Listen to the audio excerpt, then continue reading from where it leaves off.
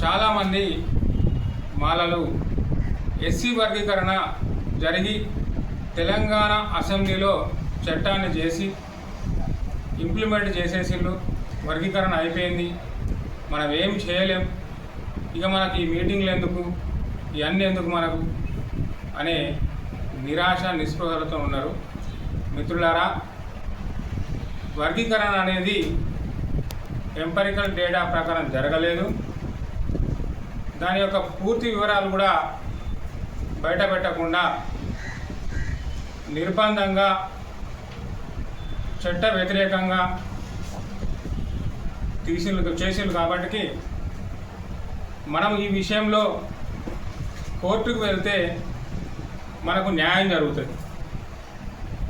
ఎవరు కూడా నిరాశపడకండి. ఇటువంటి ఎన్నో చట్టాలు కోర్టుల ద్వారా అన్యాయంగా చేసిన చట్టాలను కోర్టుకు వెళ్ళగానే కోర్టు ద్వారా కూడా న్యాయం పొందిన చాలా ఉన్నాయి. అదేవిధంగా మనకు కూడా న్యాయం జరుగుతుంది. ఎవరు కూడా నిరాశపడాల్సిన అవసరం లేదు. ఇక కొంతమంది ఇళ్ళలుగానే పండగ అయిపోయింది అనుకుంటారు.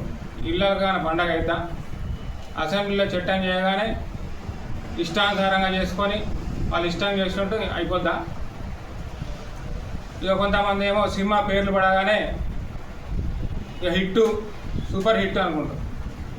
సినిమా పేర్లు పడగానే చూసుకొని ఎంజాయ్ చేస్తాను.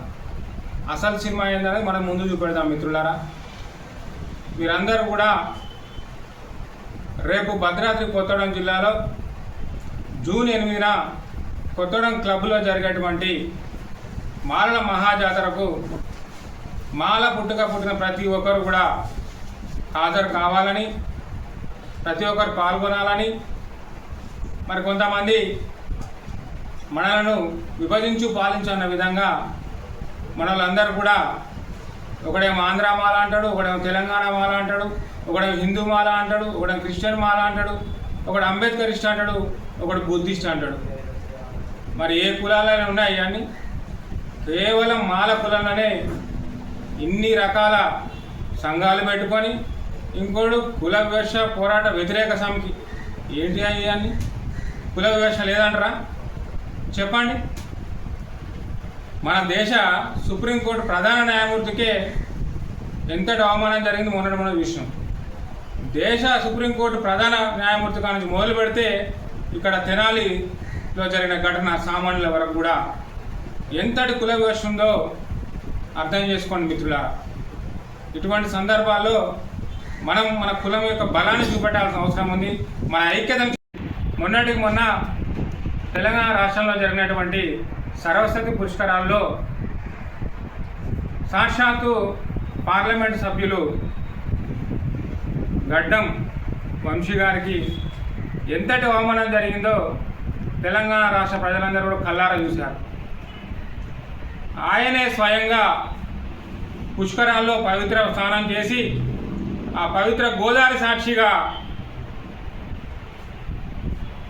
మనకు ఆస్తులు ముఖ్యం కాదు, ఎన్ని ఆస్తులు ఉంటేంది, ఎంత ఉంటేంది, కులం ముఖ్యం అని చెప్పి సాక్షాత్తు ఎంపీ గారే చెప్పడం జరిగింది. అంటే ఆయన మనసు ఎంత గాయపడింది, ఆయనను కుల వివక్షకు ఎంత గురి చేసింది ప్రభుత్వం అనేది సాక్షాత్తుగా ఓ కళ్ళు లేని గుడ్డి మాలారా చూడండి, అర్థం చేసుకోండి. ఇప్పటికైనా కూడా మన కులాన్ని కాపాడుకోవాల్సిన బాధ్యత మనందరి భుజస్కంధాల్లో ఉన్నది. మనందరం కూడా ఇంకో విషయం ఏమనుకుంటున్నారంటే, మాలల మహాజాతర అంటే ఇది రాజకీయ సమావేశం కాదు, కుల సంఘాల సమావేశం కూడా కాదు.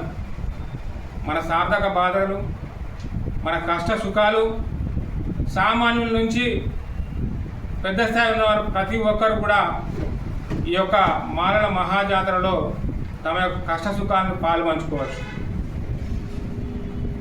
ప్రతి ఒక్కరు కూడా సాంస్కృతిక కార్యక్రమాల్లో ఆట పాటలతో ఆడి పాడి ఆ ఒక్కరోజు సంతోషంగా గడిపి మన భవిష్యత్తు కార్యాచరణ ఎస్సీ వర్గీకరణ మీద ఏ విధంగా చేద్దామనేది సామాన్యుల నుంచి అత్యున్నత స్థాయి వరకు ఉన్న ప్రతి ఒక్కరం కూడా చర్చించుకొని మన జిల్లా నుంచే నాంది పలకాల.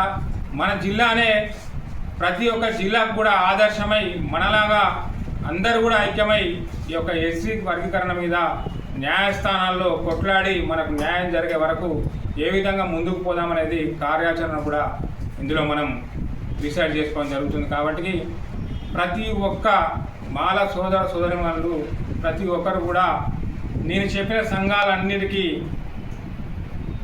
వ్యతిరేకంగా హిందూ మాల, క్రిస్టియన్ మాల, ఆంధ్ర మాల, తెలంగాణ మాల, బుద్ధిస్టు, అటుపోతే అంబేద్కరిస్టు, ఇట్లా ఇవన్నీ కాకుండా ఇంకోటి పోతే కుల వ్యతిరేక పోరాట సమితి, ఇవన్నీ కలిపి అందరు ఇవన్నీ పక్క పెట్టుకోసేపు నేను మాలోనికి పుట్టిన నేను మాల అనుకున్నటువంటి ప్రతి ఒక్కరు కూడా ఈ యొక్క మాల మహాజాతరకి హాజరై మీ యొక్క కష్ట సుఖాలని పాలుపంచుకొని మన యొక్క ఐక్యమత్యాన్ని మన యొక్క బలాన్ని మన తెలంగాణ రాష్ట్ర వ్యాప్తంగా చాటి చెప్పాలని చెప్పి ఈ సందర్భంగా తెలియజేసుకుంటున్నాము.